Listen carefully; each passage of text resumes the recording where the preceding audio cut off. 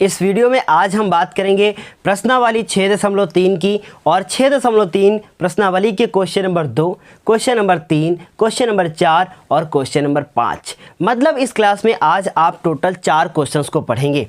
मैंने ठान रखा है कि जो ये त्रिभुज चैप्टर है ये हर बच्चे को आसान लगना चाहिए, इसलिए आपको ये वीडियो अंत तक देखना है और समझना है कि कैसे आप इन क्वेश्चंस को करेंगे अपने एग्ज़ाम में। ये क्वेश्चन आसान है, बहुत आसान है, पर इनको बिल्कुल खोल के रखना हमारा काम है। आपके सामने इन क्वेश्चंस को ऐसा हम बताएंगे कि आपने शायद इससे पहले कभी इस तरीके से नहीं पढ़ा होगा। चलिए शुरू करते हैं, लेकिन उससे पहले आपको बताना चाहेंगे मैं हूं शिवम द्विवेदी और आप देख रहे हैं अपना पसंदीदा चैनल ज्ञानोदय के गुरुजी। आप दूसरा क्वेश्चन यहाँ पर देख सकते हैं, मैंने डायग्राम बना रखा है ताकि टाइम वेस्ट ना हो। और स्क्रीन पर आपने देख लिया है क्या लिखा है, लिखा है आकृति में त्रिभुज ODC समरूप है OBA के समरूप है, और साथ ही साथ कह रखा है कि OBC एंगल जो है वो 125 डिग्री का है और CDO एंगल है वो 70 डिग्री का है। मतलब कि इस क्वेश्चन में मुझे ये समरूप दे दिया है, BOC बराबर 125 डिग्री का दे दिया गया है, साथ ही साथ CDO का 70 डिग्री दे दिया गया है और हमसे ये ज्ञात करने के लिए कह दिया गया है। आप इस डायग्राम को यहाँ देख लीजिए।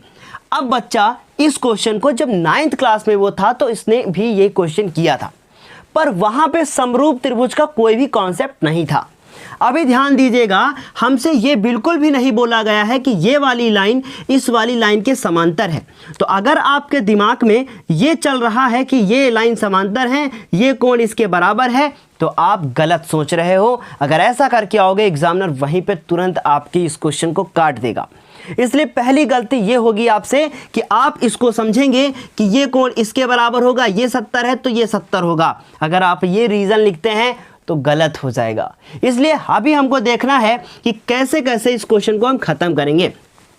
पहले इस क्वेश्चन को हम थोड़ा सा समझ लेते हैं। देखिए ध्यान से, लिख रखा है इन्होंने कि OD और C समरूप है OB और A के। इसका क्या मतलब हुआ कि इसका जो O एंगल है वो O एंगल के बराबर है। इसका O एंगल मतलब ODC जो ये वाला त्रिभुज बन रहा है, इसमें इस वाले त्रिभुज से ये वाला एंगल इस वाले एंगल के बराबर है, क्योंकि O वाला O के बराबर है। इसका मतलब DCO में O, मतलब ODC में O और OBA में O आपस में बराबर हैं क्योंकि समरूप है। समझे बात को। फिर उसके बाद D वाला B के बराबर है। अब D वाला कहाँ है, ODC में D, ODC में D वाला, ये D एंगल किसके बराबर है, B के। इसका मतलब इसके बराबर है। समझे बात को कि नहीं। तो इसका मतलब हम लिख सकते हैं कि हम देखिए ध्यान से, यहाँ हमसे पूछा गया है कौन सा, ये वाला एंगल पूछा गया है क्या, नहीं पूछा गया है, तो इसे हमें नहीं निकालना है, पर ठीक है जरूरत पड़ेगी तो निकाल भी लेंगे। अब ये C वाला जो है वो A के बराबर है। C वाला कहाँ है, ये देखिए ODC में C, ODC में ये वाला जो एंगल है वो किसके बराबर है, OBA में A के बराबर है। OAB जो आपको यहाँ पर ये ट्रायंगल दिख रहा है इसमें A वाले के बराबर है क्योंकि C वाला A के बराबर है। ये हुआ कॉन्सेप्ट। अभी इस पे हम लोग करते हैं क्वेश्चन को। देखिए ये एक लाइन बन रही है, इसका मतलब ये हम लोग 180 से माइनस कर देंगे तो ये वाला हो जाएगा एंगल। आपको पता है कि अगर ये कोण 180 का है और यहाँ पर 125 डिग्री का कोण बन रखा है, आपने देखा है, तो इसे निकालने के लिए 180 से घटा देंगे। तो पहली चीज़ मुझे ये निकालना है ये वाला एंगल, क्योंकि देखिए DCO पूछा गया है तो DO और C, DOC मतलब DOC पूछा है तो DO और C। तो हम लोग लिखेंगे इसका हल और देखिए कैसे करते हैं। लिखेंगे क्योंकि ये वाला एंगल और ये वाला जोड़ के 180 आना चाहिए, तो हम लोग लिखेंगे DOC, लिखेंगे DOC प्लस इसका नाम क्या है 125 वाले का, BOC, तो हमने यहाँ पे नाम लिख दिया BOC और इन दोनों को जोड़कर आता है 180 डिग्री। समझ गए इतनी बात को। अभी देखिए DOC ये कोण मुझे ये नहीं पता, लेकिन BOC पता है कितना दिया है 125 डिग्री और ये हो गया 180 डिग्री। अब मुझे यहाँ से अगर DOC निकालना है तो ये 180 में 125 को घटा देना होगा। इस तरीके से ये 55 डिग्री हमारा कोण आ जाएगा। कौन सा एंगल आ गया है हमारा, ये DOC आ गया है हमारा, ये वाला कोण 155 डिग्री 55 डिग्री हमारा आ गया है। जो ब्लैक पेन से निकाला है मैंने, ये दिया हुआ है। अभी आपने देखा ये वाला आ चुका है, अब आपको ये वाला एंगल निकालना होगा। तो अब ये वाला निकालने के लिए मुझे फिर ये वाला चाहिए, इसलिए हम क्या करेंगे, इस वाले ट्रायंगल में हम लोग ट्रायंगल वाली प्रॉपर्टी को लगा देंगे। देखिए ध्यान से, फिर क्या लिखेंगे, पुनः हम लोग देखेंगे कि अगर इस वाले को इस वाले को और इस वाले को जोड़ देते हैं तो तीनों को जोड़ने पे 180 आना चाहिए। तो देखिए ध्यान से, हम लोग क्या लिखेंगे, त्रिभुज DOC में, अगर हम लोग DOC में इसको जोड़े, DOC देखिए कोण DOC, उसमें किसको जोड़े, ODC, OD और C, फिर उसके बाद किसको जोड़े, DCO, तो हमारा आ जाएगा DCO, ये वाला एंगल फाइंड हो जाएगा। ये वाला हम लोग पहले ही निकाल चुके हैं, तो ये आ जाएगा। अभी क्या लिखेंगे, DCO, तो हमने लिखा DCO, तीनों को जोड़कर कितना आना चाहिए, तीनों को जोड़कर आना चाहिए 180 डिग्री। अभी देखिए यहाँ पर O है, यहाँ पर D है, यहाँ पर C है, बीच वाला देख लीजिए, पूरा पढ़ने की जरूरत नहीं है। तो O वाला कौन है, 55, तो मैंने 55 लिख दिया, बार बार नहीं पढ़ना। D वाला कौन है, 70, ये 70 लिख दिया। C वाला कौन है, नहीं पता, तो हम इसको लिख देंगे DCO बराबर कितना, 180 डिग्री। समझ गए, इन दोनों को जोड़ दीजिए। अगर आप 70 में 55 को जोड़ते हैं तो आपका आंसर 125 आएगा, और वो 125 उधर लेकर जाइए और घटा दीजिए। इसका मतलब 180 में 125 माइनस हो जाएगा। इसका मतलब DCO बराबर भी कितना आ जाएगा, 55 डिग्री हमारा आंसर आ जाएगा। उम्मीद है इतना समझ में आ गया होगा, ये हम लोगों ने निकाल लिया है। अब हम देखिए ध्यान से, यहाँ पे आपको C पता चल गया है, DCO में C, इसका मतलब D और ODC जो एंगल यहाँ ट्रायंगल बन रहा था, इसमें C वाला, ये वाला इसके बराबर है। तो आप क्या लिखोगे, रीजन देखिए ध्यान से, आप लिखेंगे कि चूंकि ये निकालना है आपको OAB एंगल, OAB मतलब ये वाला किसके बराबर होगा, बराबर होगा DCO के, DCO के बराबर होगा। रीजन क्या लिखोगे आप, रीजन ब्रैकेट में लिखोगे कि चूंकि जो ये त्रिभुज दे दिया है इन्होंने समरूप, तो देखिए हमारे पास जगह नहीं है इसलिए हम ऐसे लिख रहे हैं, क्योंकि त्रिभुज देखिए ODC समरूप है OBA। देखिए यही चीज लिखी हुई है यहाँ पे, बस थोड़ा सा छोटा है, OBA, ऐसे ही आपको ब्रैकेट में लिखना है, ठीक है, आपको वहाँ पे दिख गया होगा। फिर उसके बाद देखिए OAB, अभी मैं आपको बताऊंगा कि आप क्या गलती पेपर में करके आओगे, ये आप पहले ही निकाल चुके हो, तो ये तीसरा भी आंसर आ गया। आप देख सकते हो यहाँ पर मैंने वो एकांतर कोण वाली प्रॉपर्टी नहीं लगाई जो आपने 9th क्लास में पढ़ रखी है कि ये वाला कोण इसके बराबर होगा, कि कहीं पर ये बनेगा, अगर ये दो लाइन, ये लाइन इसके पैरेलल है तो ये एंगल इसके इक्वल होगा। वो वाली प्रॉपर्टी का यूज़ मैंने नहीं किया। क्यों यूज़ नहीं किया, क्योंकि मेरे लाल यहाँ ध्यान दीजिए कि इन्होंने ये नहीं कहा कि ये वाली लाइन इसके पैरेलल है। अगर ये कह देते तो ये क्वेश्चन 9th क्लास का हो जाता, पर एक क्वेश्चन को कई मेथड से लगा सकते हैं और इन्होंने यहाँ पे समरूप दे दिया था, तो मुझे कहीं ना कहीं उस समरूप त्रिभुज का यूज़ करना था, उसके बिना हम इसको नहीं लगा सकते थे। उम्मीद है पूरा क्वेश्चन आपको अच्छे से समझ में आया होगा। मैं इसे थोड़ा सा साफ कर देता हूँ ताकि आप स्क्रीनशॉट इसका ले लीजिए, आप इसका यहाँ से स्क्रीनशॉट ले लीजिए। मैंने देखिए तीनों चीज़ें यहाँ पे आपको बता दी, उम्मीद है पूरा समझ में आया होगा। क्वेश्चन नंबर 3 भी मैंने आपको बता दिया। अब हम बढ़ेंगे क्वेश्चन नंबर 4 की ओर, और वो क्वेश्चन नंबर 4 जो आप फिर वही चीज़ गलती करके आओगे जो आपने गलत पढ़ रखा है या फिर आपने कहीं से पढ़ा है। मैं कहता हूँ बार बार आपको कि हर एक क्वेश्चन बहुत आसान है, बस आपकी मेहनत और आपका जो आपकी सफलता आपके हाथ में है, बस इतना जान लीजिए। क्वेश्चन नंबर 2 तो बता दिया है मैंने, अब हम बात करेंगे क्वेश्चन नंबर 3 की। क्वेश्चन नंबर 2 आपने लगा लिया है, अब हम बात करेंगे क्वेश्चन नंबर 3 की, और क्वेश्चन नंबर 3 आपको स्क्रीन पे दिख गया होगा। क्या लिखा है, लिखा है कि समलंब ABCD समलंब क्या होता है? समलंब एक ऐसा चतुर्भुज है जिसकी आमने सामने की जो भुजाएं हो वो परस्पर समांतर हो। नहीं समझ में आया? देखिए डायग्राम के थ्रू समझने की कोशिश करते हैं। ABCD, तो देखिए ध्यान से, एक हमने यहाँ पर डायग्राम बनाया और ये डायग्राम जो बन रहा है वो समलंब का है। तो यहाँ पे ये ABCD एक समलंब बना दिया गया है। ये जो समलंब बना है इसमें ये A है जो A, और ये क्या है? B है। ये यहाँ पे C है और ये यहाँ पे D है। ये एक दूसरे के क्या है? समांतर हैं। इसका ये मतलब हुआ कि अगर ये इसका एक विकर्ण हो गया BD और इसका एक विकर्ण हो गया AC, क्वेश्चन में कह रहा है कि AD, AC और BD एक दूसरे को O पर काटते हैं। देखिए ध्यान से, नीचे लिखा हुआ है कि एक दूसरे को O पर काटते हैं। फिर लिखा है दो त्रिभुजों की समरूपता कसौटी। इससे पहले यही क्वेश्चन आपने 6.2 एक्सरसाइज में किया है, यही चीज़ प्रूफ की है, लेकिन वहाँ पे समरूपता कसौटी का यूज़ नहीं किया गया है, वहाँ पे थेल्स थ्योरम का यूज़ किया गया है। अगर आपसे कह दिया जाए कि थेल्स थ्योरम का प्रयोग कीजिए तो आपको थेल्स थ्योरम का प्रयोग करना है। अगर आपसे कह दिया जाए कि समरूपता कसौटी का प्रयोग कीजिए तो आपको समरूपता कसौटी का प्रयोग करना है। मतलब आपको दो त्रिभुजों को समरूप दिखाकर ही इस क्वेश्चन को प्रूफ करना होगा।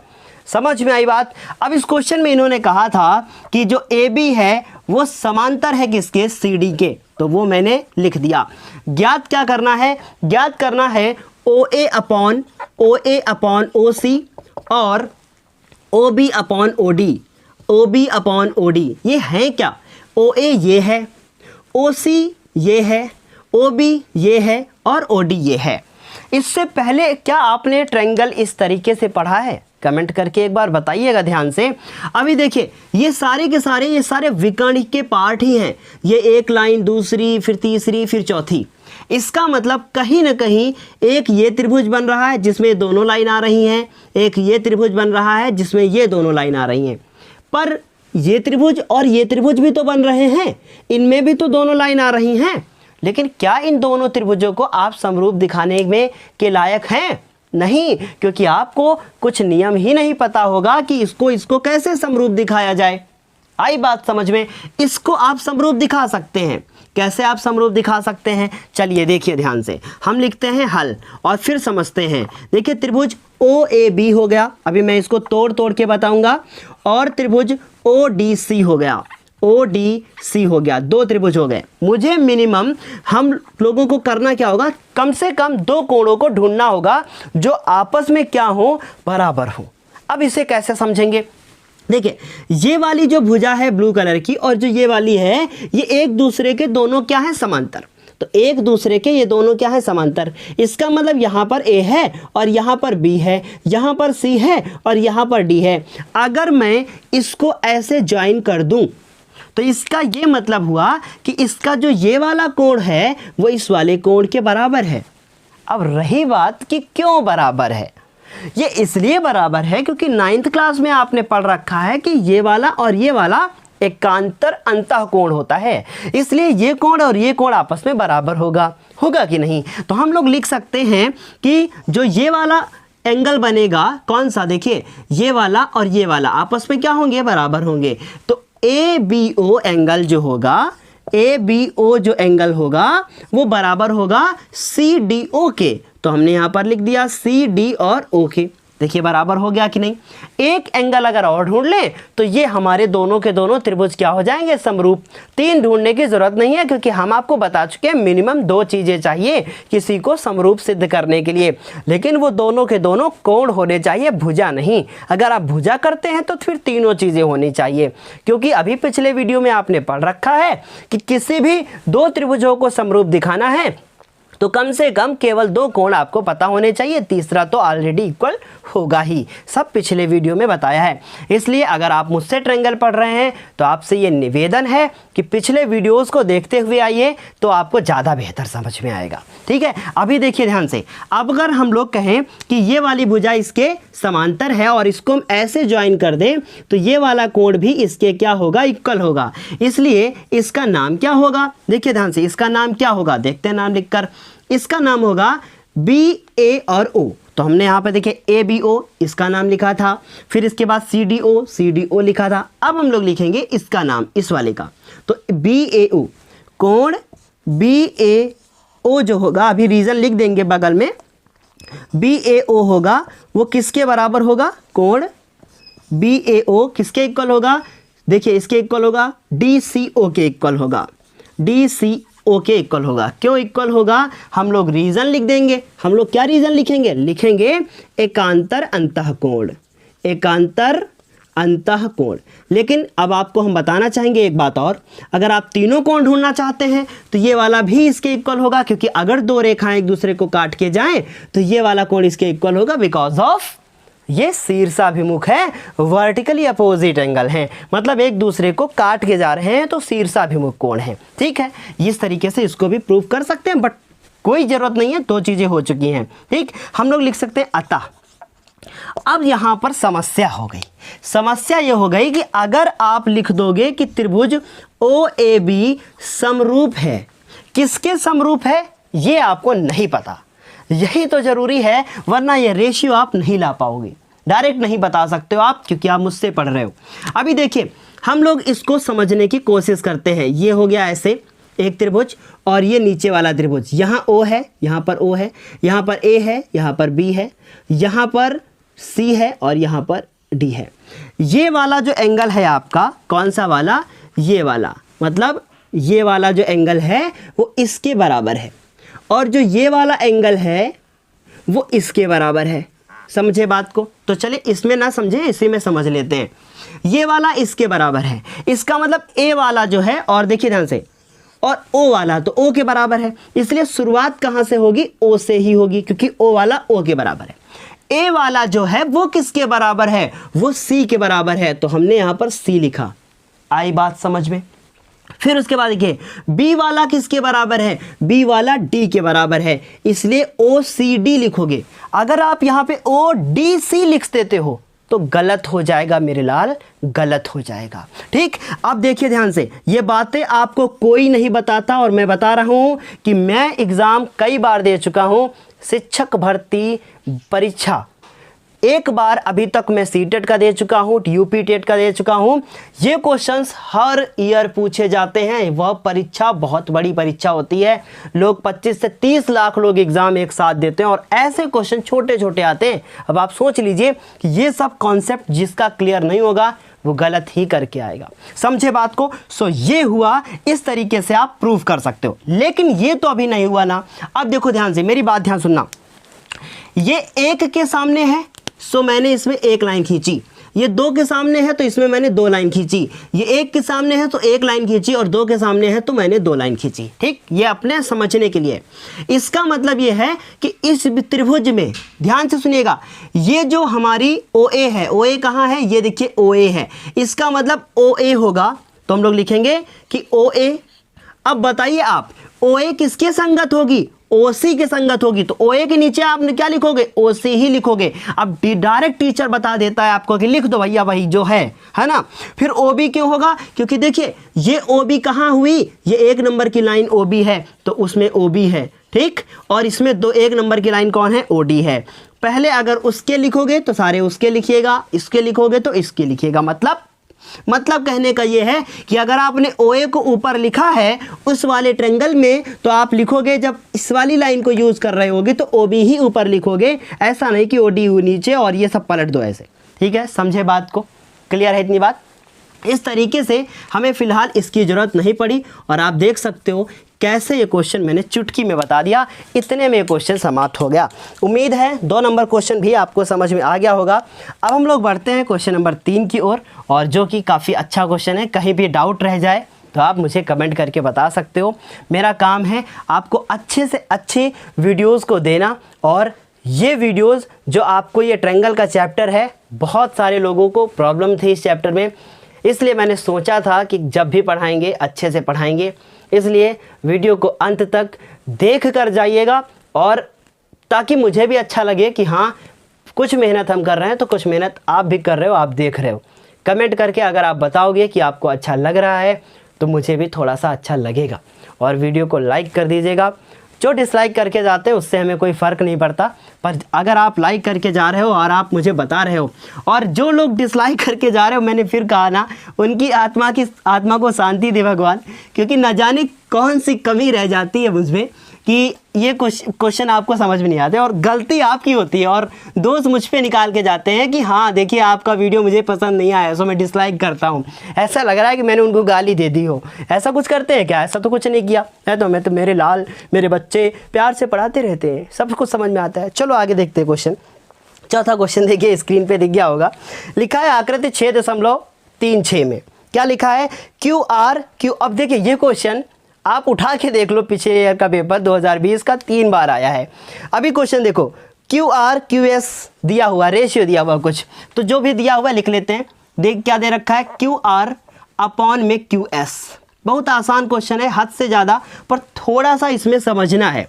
और QT एक दिन मैंने आपको टेलीग्राम चैनल पे PDF भेजी थी, उसमें भी मैंने आपको ये भेजा था, अगर आपको ना मिला हो। ये इन्होंने दे रखा है और साथ ही साथ क्या दे रखा है कि एंगल 1 जो है वो एंगल 2 के इक्वल है। ये दो बातें इन्होंने दे रखी हैं और हमसे कह रहे हैं कि दर्शाइए। तो पहले तो हमें इसका डायग्राम बनाना होगा। देखिए डायग्राम कैसे बना हुआ है, ऐसे है, ऐसे है और उसके बाद ये ऐसे है। ठीक है, इतनी बात समझ में आ गई। फिर उसके बाद इन्होंने इसे ऐसे ज्वाइन कर रखा है, ऐसे, और उसके बाद है इन्होंने ऐसे ज्वाइन कर रखा है, ऐसे। ठीक, उसके बाद इसका नाम किस प्रकार से दिया है? इन्होंने क्यू कहा है, यहाँ पर P है और यहाँ पर T है, यहाँ पर S है और यहाँ पर आई थिंक R है। ये जो आपका एंगल है वो 2 है और ये जो है आपका ये 1 है। ठीक, इसके अलावा इन्होंने इसमें कुछ भी नहीं कहा, ये ऐसे इन्होंने कहा है और कह रहे हैं कि सिद्ध कीजिए। देखिए बहुत आसान क्वेश्चन है, क्या कह रहे हैं? सिद्ध कीजिए। तो हमने यहाँ लिख दिया सिद्ध करना है। देखिए बहुत आसान है। फिर हम आपसे कह रहे हैं सिद्ध करना है कि PQS equal to TQR, sorry similar to, मतलब समरूप, T और Q और R, ये प्रूफ करना है। PQS लिखा और TQR लिख गया। कोई दिक्कत, कोई प्रॉब्लम नहीं, ये मुझे यहाँ पे प्रूफ करना है। सो मैंने इसको ऐसे बॉक्स में बंद कर लिया। अब देखिए मैं इसको कैसे हल करूँगा। मैंने कहा प्रूफ करने के लिए मुझे क्या चाहिए? प्रूफ करने के लिए मुझे ये चाहिए कि कम से कम 3 भुजाएं समानुपाती होनी चाहिए, या 2 भुजाएं समानुपाती हो तो एक कोण पता होना चाहिए, या फिर तीनों के तीनों कोण पता होने चाहिए। अब मुझे ध्यान से यहाँ पे देखना पड़ेगा PQS है कहाँ? ये P है, Q है, S है। TQR है कहाँ? T है, Q है और R है। हो गया। अभी देखिए इन्हें हम ऐसे बनाते हैं, ऐसे, ऐसे और ऐसे। ठीक, दूसरा त्रिभुज जो है वो ऐसे, ऐसे और ऐसे बना रखा है। यहाँ पे नाम क्या है इसका? Q, यहाँ पे नाम है Q, यहाँ पे P है, यहाँ पे S है और यहाँ पे T है और यहाँ पे R है।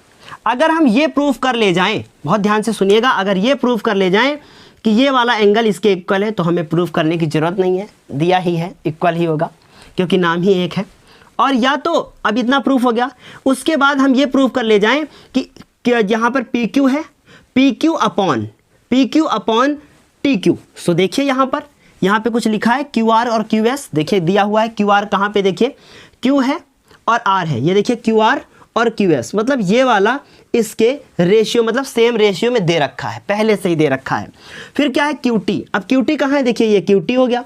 फिर PR, और यहाँ तो PR है ही नहीं, तो फिर क्या करना पड़ेगा? कुछ तो ऐसा करना पड़ेगा कि जो ये PR लिखा है इसकी जगह पे PQ बन जाए। बस इस क्वेश्चन में यही दम थी और कुछ नहीं है। इस क्वेश्चन में हमें इस PR की जगह पर PQ लेकर आना है, बस कुछ नहीं है इस क्वेश्चन में। चलो हल करो। देखो ध्यान से, इतनी बात समझ में आ गई। अब मेरी बात ध्यान सुनना, ये जो एंगल बना है और जो ए एंगल है, इसका मतलब ये भुजा, इसके सामने कौन सी भुजा है? इसके सामने तो PS भी है और इसके सामने PR भी है। अब कुछ बच्चे गलती कहेंगे सर जी इसके सामने तो हमारा ये वाली भुजा कहाँ है, इसके सामने तो ये वाली है। एक बात ध्यान से सुनिए बात हमारी, अगर कोई भी एक त्रिभुज हो, इस पे दिमाग लगाइएगा, और हमने कहा कि ये वाला कोण इस वाले कोण के बराबर है, इसका मतलब ये 1 है, ये 2 है, तो इसके सामने ये जो भुजा होगी और इसके सामने जो ये भुजा होगी बराबर होगी।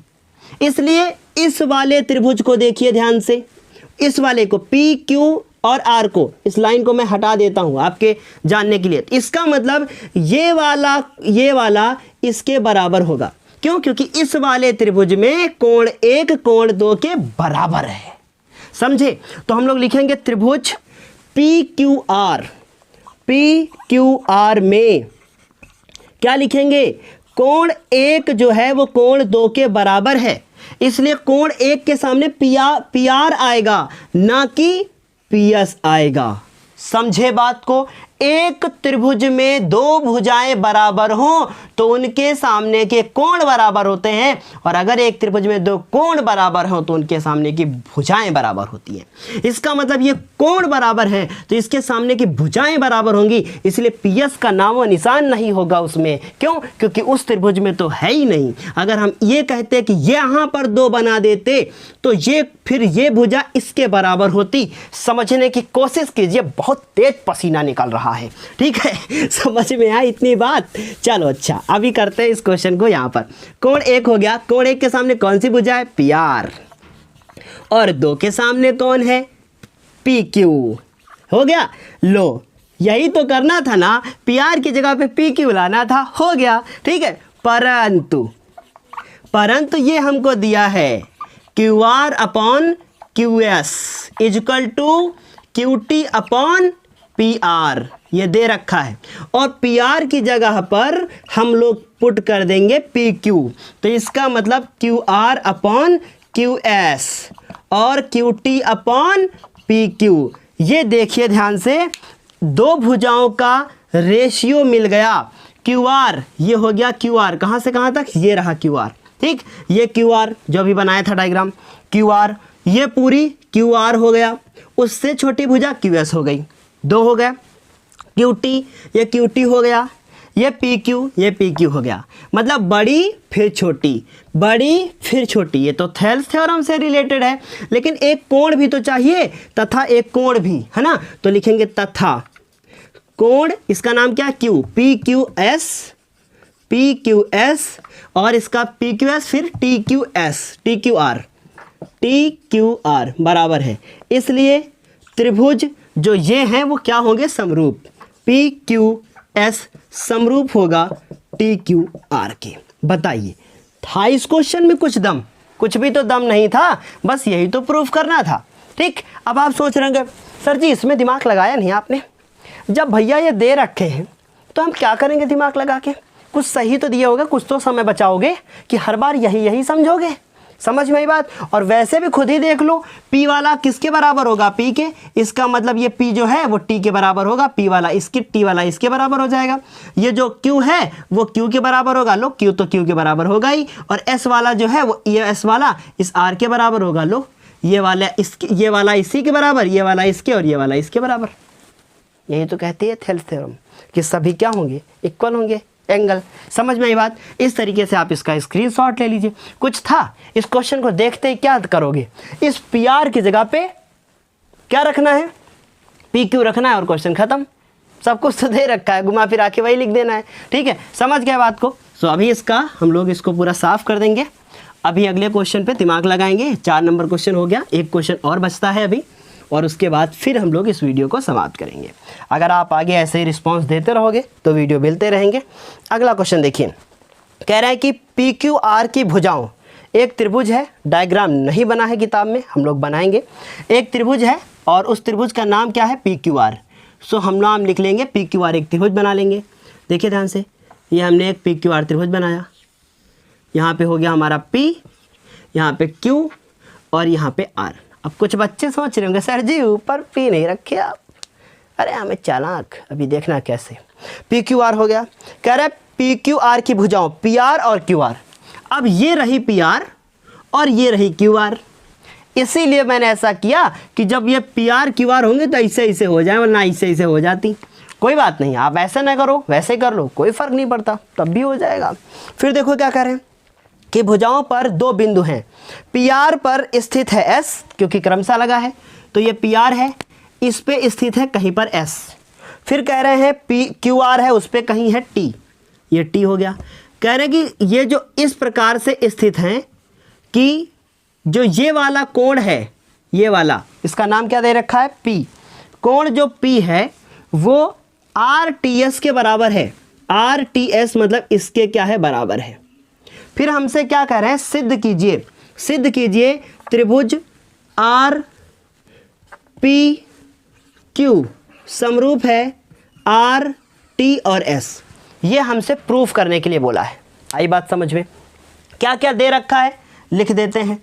दे रखा है इन्होंने कोण P बराबर है RTS के, बस और कुछ नहीं है, बस यही दिया है। ठीक, हल करो, बहुत आसान क्वेश्चन है। ठीक, देखिए ध्यान से। इसी को हम लोग ऐसे समझते हैं, एक ये त्रिभुज छोटा वाला, इसका नाम R, S और T। ठीक, RST, देखो RTS बन गया ये वाला छोटा वाला।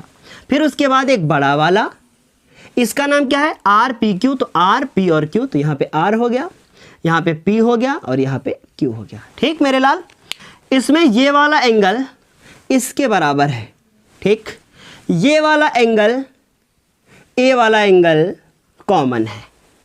मिल गए दो एंगल, तो ये दोनों क्या समरूप नहीं होंगे? होंगे ना, क्योंकि दो एंगल बराबर हैं, तो इसका मतलब समरूप होंगे। अगर ये समरूप होंगे तो इसका मतलब लिख देंगे हम लोग।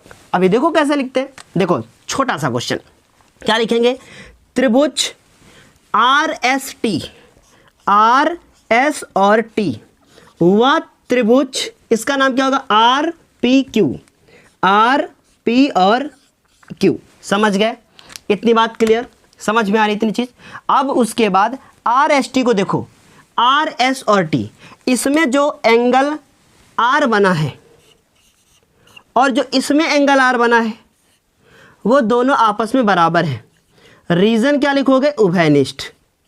उभयनिष्ठ का मतलब होता है कॉमन, ये उभयनिष्ठ हो गए। समझ गए बात को? अभी देखो ये बराबर हो गए ना आर आर। ये वाला एंगल तो पहले किसको लिख रहे हैं, आर टी एस, छोटे वाले में लिख रहे हैं आर टी एस पी के बराबर है। जैसा भैया उन्होंने दिया था वैसे ही लिख दिया हम लोगों ने कि ये दिया है। बताओ दिया है कि नहीं? कोई त्रिभुज में अगर दो चीज़ें दी हैं तो वो समरूप होंगे कि नहीं? लिख देंगे हम लोग। क्या लिख देंगे कि ये जो त्रिभुज है वो समरूप है। अब कैसे लिखेंगे? लिखेंगे आर टी एस। अब आप देखो आर टी और एस समरूप है। देखिए मैंने पहले इसको लिखा, इसको लिखा, कोई भी कुछ भी कर लीजिए, पहले चाहिए लिखिए, कोई फर्क नहीं पड़ता। तो आर टी एस हो गया। अब देखिए आर पी क्यू दे दिया है ना इन्होंने, तो आर पी क्यू हम लिख देते हैं। अब समस्या इस बात की है कि सर मान लीजिए ना दिया होता, यहाँ कुछ रेशियो लिखा होता, तो हम कैसे प्रूफ करते? यही सवाल उठता है कि नहीं? उठेगा, क्योंकि यह है वीडियो क्लास और यहाँ पे सवाल भी हम उठाएंगे और जवाब भी हम देंगे। यही हमारा काम है। अभी समझो मेरी बात को। इसके सामने देखिए ये वाला एंगल हो गया, तो इसका मतलब टी वाला जो है वो P के बराबर है। नहीं पता तो देखो T वाला जो है वो P के बराबर है। देखो ध्यान से, T वाला P के, R वाला जो है वो R के बराबर है। देखो R वाला R के बराबर है, तो S वाला Q के तो बराबर होगा ही, S वाला Q के बराबर है। खुद ही देख लो है कि नहीं? तो इसका फिर आप ले लो स्क्रीनशॉट और अच्छे से आप इसको अपनी कॉपी पे कर लो नोट, क्योंकि क्वेश्चन हो गया है ख़त्म। अब इस तरीके से आज आपने 4 क्वेश्चन कंप्लीट कर लिए। इन 4 क्वेश्चंस के बाद अब हम क्वेश्चन नंबर जो और हैं उन्हें आगे बताएंगे नेक्स्ट क्लास में। इस क्लास को हम करेंगे यहीं पर समाप्त। अगली क्लास में हम लोग मिलेंगे क्वेश्चन नंबर 6, 7, 8 इन सब के साथ। ठीक है, कौन से क्वेश्चन करवाते हैं उसका रहेगा आपको इंतज़ार। संडे को मिलते हैं लाइव। टाइम क्या होगा वो आपको मिल जाएगा कल की क्लास में। तो अभी हम लोग इस क्लास को यहाँ पे करेंगे समाप्त। अभी आप इसका स्क्रीनशॉट ले लीजिए, फिर मिलते हैं एक नए क्लास में। तब तक के लिए धन्यवाद। और हाँ, सबसे ज़्यादा इम्पॉर्टेंट बात कि पढ़ाई शुरू कर दीजिए। वक्त ज़्यादा नहीं है, कुछ दिनों का वक्त है। बोर्ड परीक्षा सर पे है, कहीं सर पे गिर ना जाए, चोट लग जाएगी आपको। हर वक्त आपको मजाक सूझा रहता है, हमको, आपको नहीं। आप बहुत अच्छे बच्चे हो। हर वक्त आपको मजाक सूझा रहता है, इसलिए आप ना बिल्कुल, अब हम नहीं कहेंगे क्योंकि आप हैं मास्टर। समाप्त करते हैं क्लास को, फिर मिलते हैं एक नए क्लास में। तब तक के लिए धन्यवाद। चेहरा हमारा देख लीजिए, बहुत अच्छा लग रहा है। धन्यवाद और थोड़ी सी आप भी मेहनत शुरू कर दीजिए।